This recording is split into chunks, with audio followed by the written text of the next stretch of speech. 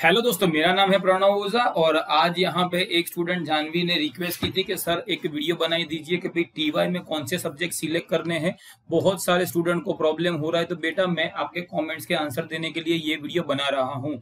इस वीडियो को आप एंड तक देखिएगा। लास्ट में आपके लिए एक बहुत बड़ी गुड न्यूज है, लेकिन उससे बड़ी भी एक गुड न्यूज है कि भाई जो लोगों ने हमें कमेंट किया हुआ है, सबकी कमेंट पढ़ने के लिए संडे को हम लोग एक वीडियो बनाएंगे जिसमें हम लोग सारे आपके कमेंट्स जो होते हैं, डाउट्स जो होते हैं वो पूरे करेंगे। तो भैया कल जो है वो आपका आज आप ये वीडियो देख के कमेंट कर लो। ये वीडियो अच्छा लगता है तो आप शेयर कर लो। जो भी डाउट्स होंगे वो कल के वीडियो में हम लोग यहाँ पे तुरंत उसको ले लेने वाले हैं। तो चलो भैया यहाँ पे शुरू करते हैं कि भाई आपको TY BCom के अंदर 7 सब्जेक्ट सिलेक्ट करने होते हैं, लेकिन ये बात तो सरासर झूठ है, बिकॉज यहाँ पे 4 सब्जेक्ट तो ऐसे भी कंपलसरी आएंगे।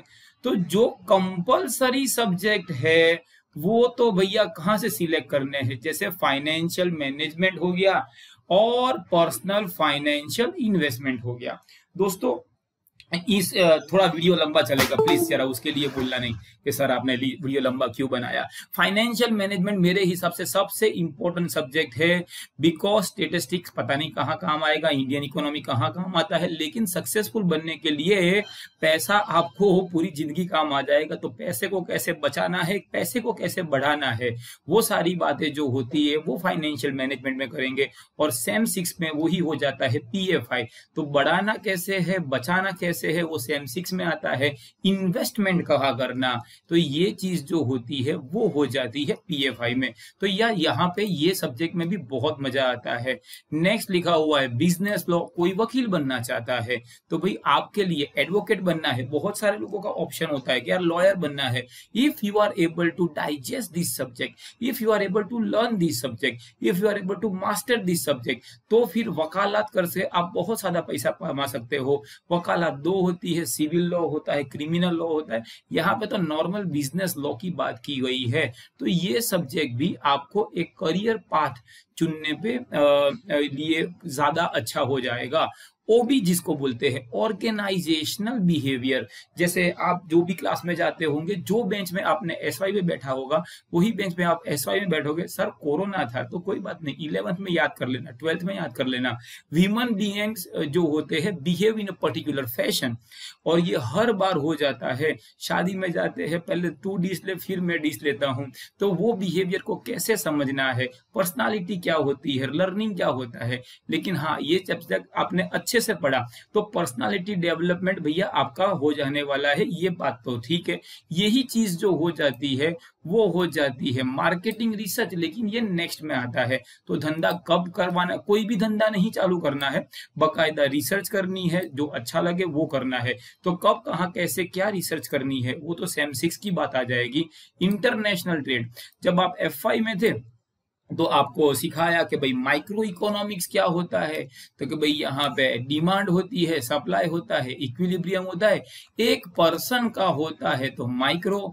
SY में आए तो पूरे देश का होता है तो मैक्रो। अब एक देश से दूसरे देश में जाएंगे तो ये हो जाएगा इंटरनेशनल ट्रेड, और वो इंटरनेशनल फाइनेंस हो जाता है। अब यहाँ पे आएंगे कि भाई आपको, अब यहां से पूरा वीडियो अच्छे से चालू होता है, आपको बकायदा क्या बनना है, क्या करना है। अब किसी को मान लो वकीला, मतलब मान लो MBA करना है, तो भाई तू MBA जैसा कोई काम करना। कितनी स्टूडेंट, मेरी एक स्टूडेंट है, उसने बोला कि सर मुझे बैंक में ही जॉब करनी है, बस मेरी जिंदगी का गोल यही है। अगर भैया तेरी जिंदगी का गोल यही है कि बैंकिंग या इंश्योरेंस सेक्टर में जाना है, देखो मैं जो भी बोलता हूँ सच बोलता हूँ और किसी के बाप से भी नहीं डरता हूँ। लोग जो होते दूसरे कोचिंग क्लासेस वाले, सारे अकाउंट्स ले लो, अकाउंट सारू, अरे बंदे को बैंक में जाना है तो बैंकिंग में भेजना। लेकिन होता क्या है कि बैंकिंग इंश्योरेंस जो होता है वहां वो लोग पढ़ा नहीं रहे हैं, इसलिए they tend to divert the attention of the student, thereby उनको बोलते हैं कि अकाउंट ही तेरा उद्धार है। अरे सचिन तेंदुलकर को बोला होता कि भाई तू गाना गा, और तो नहीं सेट हुआ होता ना।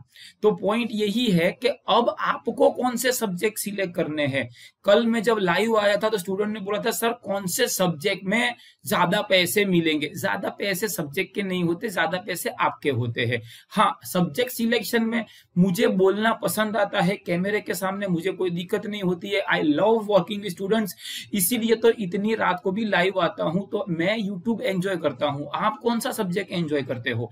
अगर भैया आप लोग अकाउंट्स में आप बहुत ही अच्छे हो तो भैया आप अकाउंट्स ले लीजिए। अगर आपको बैंकिंग में जाना है तो बैंकिंग लीजिए। अगर आपको कॉमर्स या बिजनेस मैनेजमेंट में जाना है तो आप वो ले लीजिए। Cooperative management and rural studies में जाना है तो वो ले लीजिए। लेकिन पॉइंट यहाँ पे यही पॉइंट होता है कि मटेरियल जो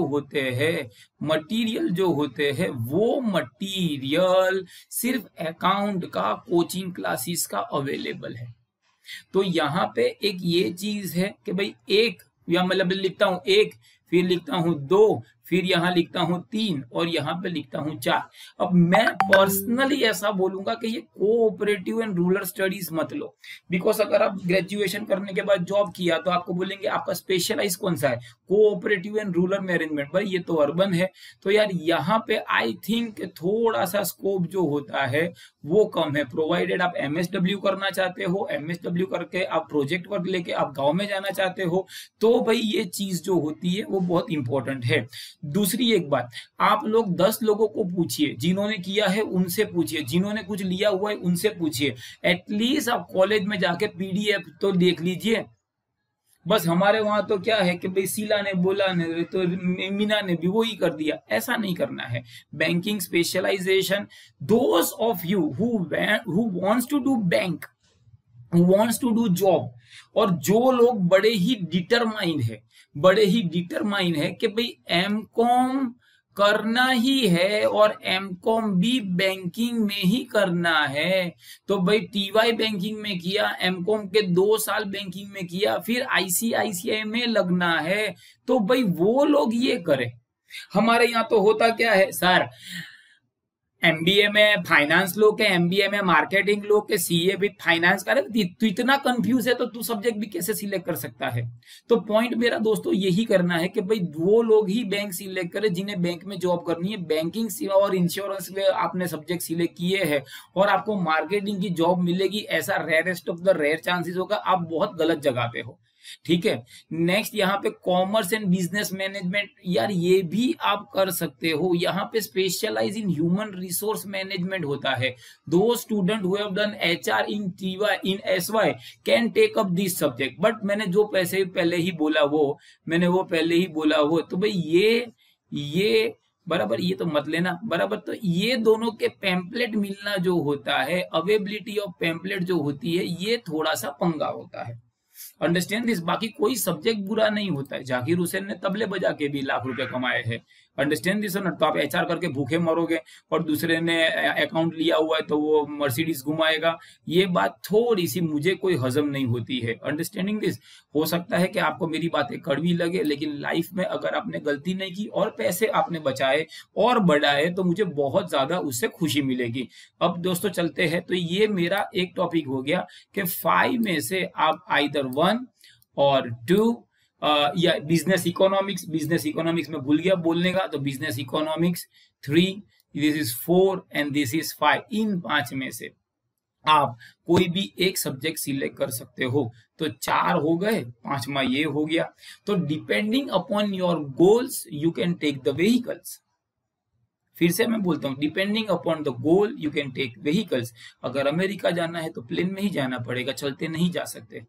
डबोई भादरा अलग बात है। तो अगर आपको बैंकिंग में जाना है, बिजनेस इकोनॉमिक्स में जाना है, आपको कहाँ जॉब करनी है, अब इसका भी आंसर मेरे पास है। एक बार ठंडे दिमाग से बोलना, या तो उसके पहले भी मैं ऐसा बोल सकता हूँ कि 2 भाई होते हैं या भाई और बहन होते हैं, माँ बाप एक होते हैं, खाना एक होता है, घर, एनवायरमेंट, एजुकेशन, कल्चर सारा एक होता है। कोई कहीं जाता है, कोई कहीं जाता है, ये सब्जेक्टिव होता है। इसी तरह से आप लोगों को भी मैं बोल देना चाहता हूं कि भाई नो 2 फ्रेंड्स आर सेम। सबके लाइकिंग्स अलग होते हैं, डिसलाइकिंग अलग होते हैं। तो कैसे सिलेक्ट करेंगे कि भाई आपको करना क्या है? एक बार शांति से बैठ के सोचो, कि आपको क्या करना है। 4-5 चीजें जो आपको करनी है लिखो। आधे ऊपर क्या 90% लोग नहीं लिखने वाले, ये भी गारंटी है। सोचा नहीं, सोचने के साथ लिखो, तब पता चल जाएगा कि कौन सी फील्ड में आप कंफर्टेबल हो।